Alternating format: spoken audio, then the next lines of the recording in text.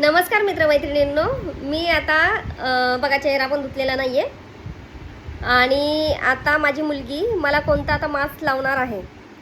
तर तो मास्क त्याचं नाव काय मला माहिती नाही आहे. उन्हामुळे जो आपल्या चेहऱ्यावरती काळापण येतं ते काढून टाकतं. मग आता बघूया माझा आता हा चेहरा बघूया आणि नंतरचा चेहरा बघूया, बिफोर आफ्टर.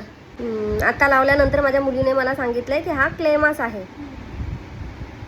जो की बघूया आता काय काम करतो.